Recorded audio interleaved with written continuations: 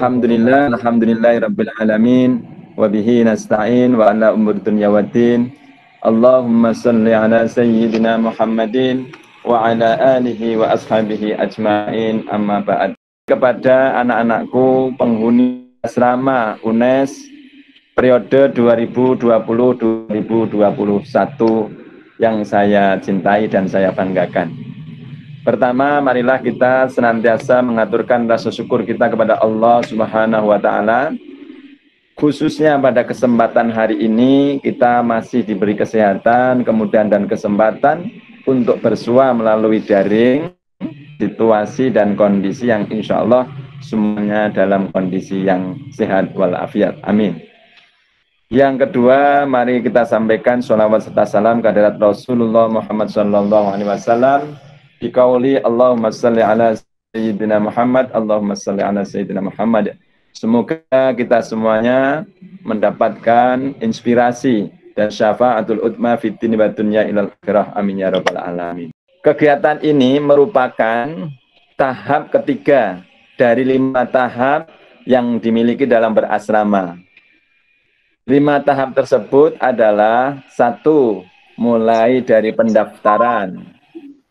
Yang kedua, seleksi dan ditutup dengan pengumuman untuk menjadi penghuni asrama tetap, sehingga akan mendapatkan nomor induk asrama. Hal ini penting karena keberadaan saudara-saudara nanti ketika sudah menempati asrama itu menjadi tanggung jawab dari pengelola asrama dan pemangku wilayah atau dari RT maupun dari kelurahan yang kita tempati. Baru tahap berikutnya adalah tahap PPKA, yakni program pengenalan kehidupan berasrama. Kenapa ini dikemas? Karena akan menjadi langkah awal kita untuk memahami apa itu asrama UNES dan tata caranya dalam berkehidupan, berkegiatan, dan fungsi daripada asrama itu sendiri, serta dan tanggung jawab, serta tahap keempat, yakni bagaimana menjalani hidup berasrama atau hidup bersama. Tadi saya mendengar saudara-saudara penghuni asrama saling bersua, bersapa, dari yang Sumatera mungkin, dari Batang, Jepara, Rembang, bahkan seantero Indonesia, ada dari Irian juga. Ini akan menjadi satu keluarga yang tinggal di asrama UNES. Sehingga rasa ini harus kita mulai sejak awal sebagai permulaan yang baik. Sebab paling tidak saudara-saudara penghuni asrama atau mahasiswa UNES ini dari semester 1 sampai semester 8 itu akan menjadi teman untuk berjuang meraih kesuksesan. Oleh sebab itu, asrama ingin mewujudkan cita-cita ini, mendorong mahasiswa sebagai agent of change masa depan atau pemimpin masa depan untuk meraih suksesnya. Ini tahap program pengenalan kehidupan berasrama. Isinya adalah mengenalkan apa itu asrama, siapa pengelolanya, struktur organisasinya, serta kemitraan yang harus dibangun. Termasuk di dalamnya asrama kita, yakni asrama UNES itu ada berapa, di mana saja, dan bagaimana sebaiknya untuk melakukan penguatan-penguatan maupun kinerja yang baik dalam mendorong tercapainya sukses berakademik maupun berkegiatan serta kehidupan. Di dalamnya juga akan disampaikan terkait dengan hak dan kewajiban, serta larangan, sanksi, dan lain sebagainya, termasuk fasilitas yang ada di asrama UNES. Tahap yang keempat adalah menjalani kehidupan berasrama. Nah, saat-saat itulah yang perlu kita pikirkan, khususnya saat-saat pandemi ini. Pada prinsipnya, asrama UNES sudah mempersiapkan, dan saat ini setiap ruangan yang sudah menjadi hak dari saudara-saudara penghuni ini sudah disiapkan oleh pengelola, baik kamar kebersihan kamarnya, kelengkapan untuk meja belajarnya, tempat tidurnya, sampai berkaitan dengan kamar mandinya, berkaitan dengan parkir, berkegiatan, dan lain sebagainya. Ini sudah disiapkan pada prinsipnya itu. Namun, ketika situasi semacam ini, monggo nanti dari para penghuni, apakah mau segera menempati atau masih menunggu situasi keamanan dan kesehatan. Prinsipnya itu. Dan ini juga akan kami sampaikan bagaimana tentang hak-hak saudara serta kewajiban, termasuk kewajiban kami di dalam memberikan layanan kepada penghuni asrama periode 2020-2021. Baru tahap yang terakhir adalah berakhirnya atau akhir asrama. Setiap pertemuan ada perpisahan. Tapi bukan berarti perpisahan ini berakhir segalanya. Perpisahan ini adalah awal perjumpaan yang baru. Sehingga 5 tahap ini, kalau kita bisa selesaikan dengan baik, insya Allah kita akan menjadi keluarga yang saling menguatkan dan saling memotivasi untuk meraih kesuksesan. Pada prinsipnya, pengelola asrama dalam rangka untuk mendorong atau melayani mahasiswa yang bertempat tinggal di asrama nanti adalah ada hubungan erat dengan bapak, ibu, saudara, atau keluarga. Karena ini penting. Selama hidup di Semarang, khususnya selama di asrama, ya, asrama punya tanggung jawab untuk menginformasikan, untuk memberikan rasa nyaman, aman, dan hal-hal yang bisa dilayani oleh asrama. Untuk itu, saudara-saudara penghuni asrama, mari nanti kita bekerjasama dengan Bapak Ibu asrama. Ini yang saya sampaikan pertama, tahapan di asrama. Yang kedua, untuk menjalani kehidupan ini, saya nama Baidowi SAG MAG, yang diberi tugas tambahan karena tugas utamanya menjadi dosen di Fakultas Hukum UNES. Tugas tambahnya adalah menjadi manajer asrama UNES, menyampaikan. Pertama, dalam rangka untuk menjalankan tugas ini, ada dasar hukum yang mesti kita sama-sama ketahui, sehingga nanti akan kita tahu sejak awal bagaimana dan apa yang menjadi tugas dan kewajiban masing-masing, baik oleh pengelola asrama, penghuni asrama, maupun manajer yang ada. Sebagai dasarnya adalah terkait dengan Kitab Undang-Undang Penghuni Asrama. Ini dimunculkan dalam rangka untuk mengetahui tata tertib sekaligus ketentuan-ketentuan.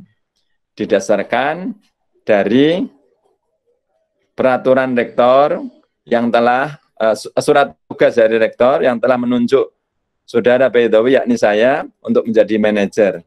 Berikutnya, dari ketentuan-ketentuan ini perlu kami sampaikan dan insya Allah nanti akan di-share oleh Bapak Ibu asrama ya, kepada penghuni, karena ini menjadi acuan awal.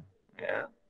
Sehingga pertanyaan-pertanyaan terkait dengan bagaimana hidup di asrama, apakah berkegiatan atau tidak, terus bagaimana tentang hak dan kewajibannya, termasuk bagaimana untuk menjaga keamanan dan lain sebagainya, itu ada diatur dalam Kitab Undang-Undang Penghuni Asrama, atau seringkali disebut dengan KUPA. Dan semoga nanti menjadi terbiasa baca itu, buka aturan itu. Karena setiap perjalanan atau setiap aktivitas penting rasanya untuk diketahui apa yang menjadi dasar kita melakukan itu. Yang berikutnya kami sampaikan, asrama UNES untuk sementara ini ya, ada 3 lokasi. Ada 3 lokasi.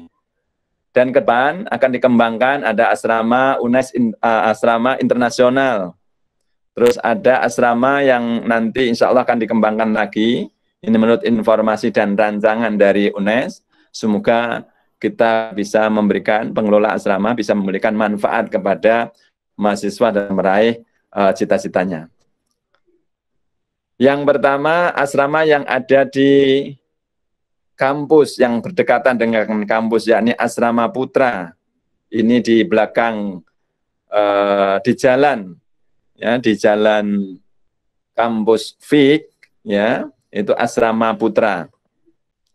Yang kedua, Asrama Putri yang ada di jalan Ampel Gading.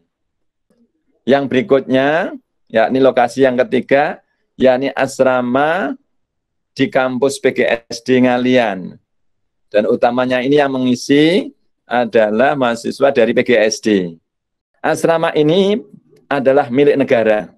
Namun dalam pengelolaannya, ya, diatur ketentuan-ketentuan. Oleh sebab itu kami yang ditugasi untuk menjadi pengelola, saya selaku manajernya harus patuh dan taat atas aturan-aturan tersebut.